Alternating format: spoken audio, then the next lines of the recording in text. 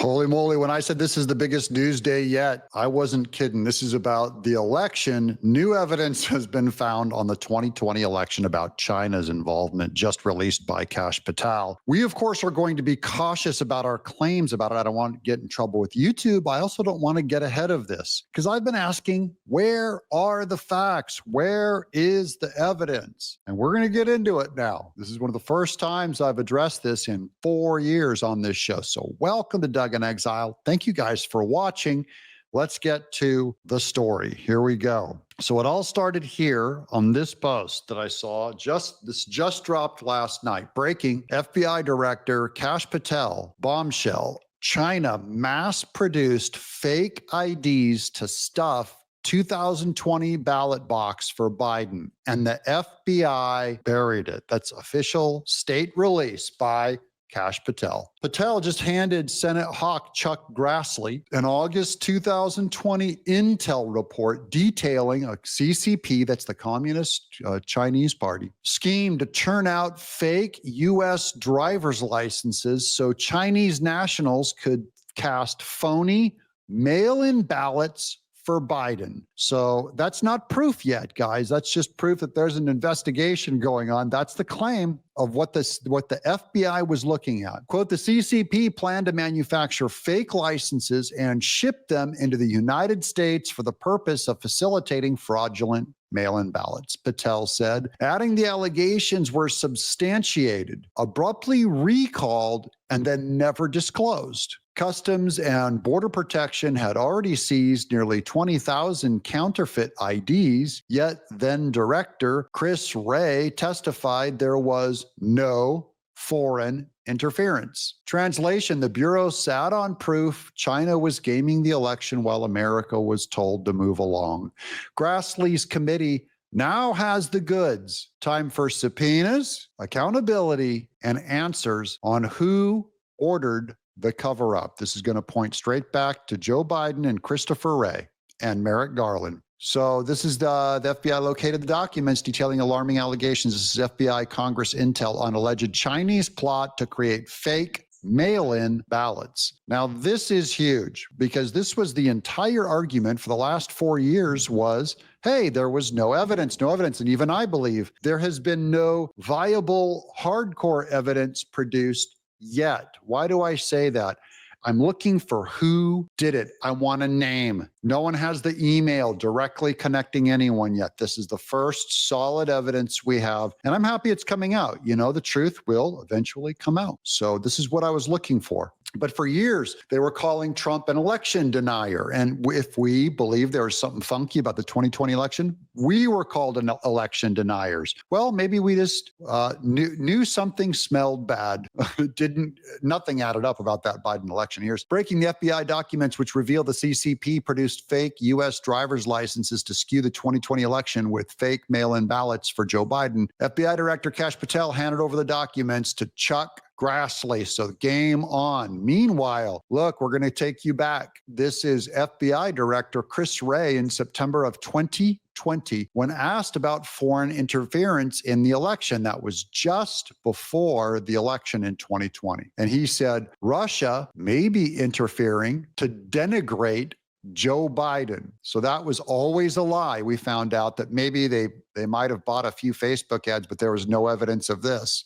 But that was what Hillary was trying to push. He said while covering up documents, the CCP, let's watch him say this right here online. Intelligence community's consensus is that Russia continues to try to influence our elections.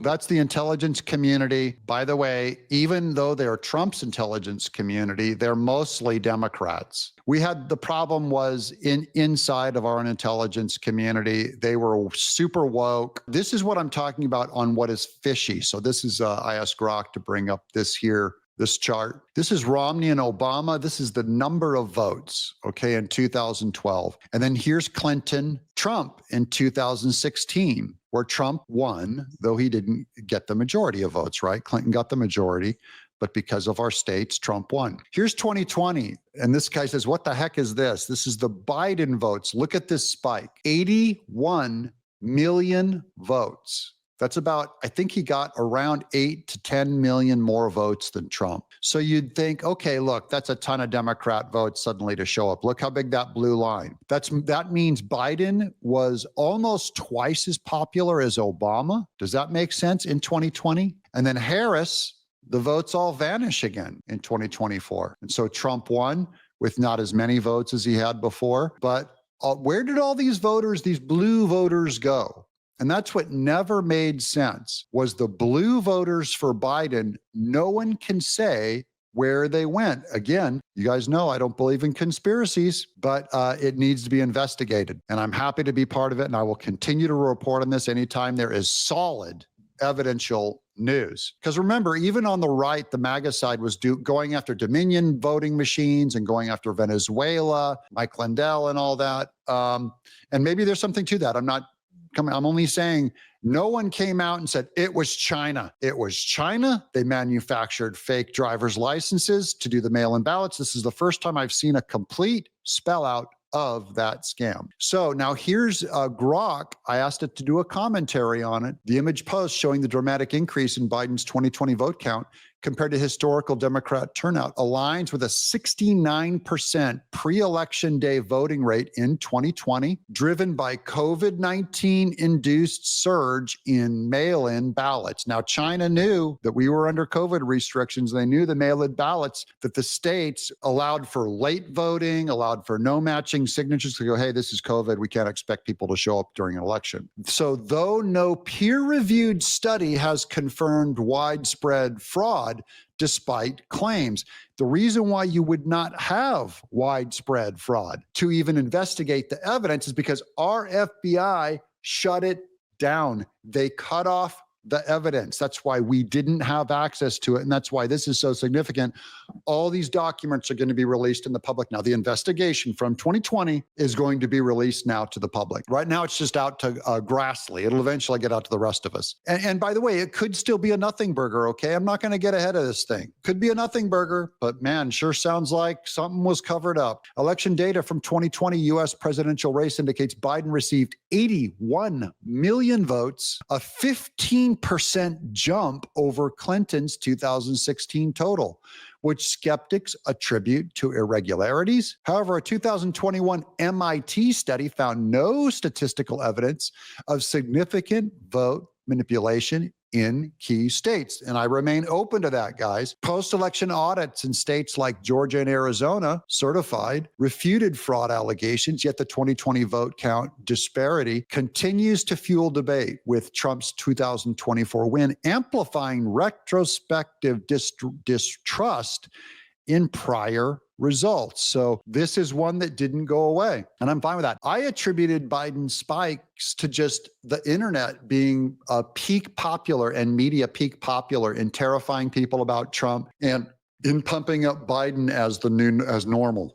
That's still quite a heavy lift for the news to pull off. So I'm willing to admit, that is a pretty thin theory. I don't have any support on it either. Okay. This is getting to Tucker Carlson, because Tucker Carlson is at odds with Trump right now for getting involved with Iran. But Tucker Carlson, even back then, this is about the Dominion lawsuit, right? That was against Fox News, Sidney Powell, Rudy Giuliani, Mike Lindell. And what we found out in that investigation is one of the things that Dominion was able to do was go into the Fox News hosts' emails and find out from Tucker Carlson, Sean Hannity, and Laura Ingraham that all three of them did not believe Trump when he said the election was stolen. Remember that they were, and not only did they not believe it, but they allowed Trump on the air to promote this conspiracy that the election was stolen and that these votes were fake. So this goes back to kind of,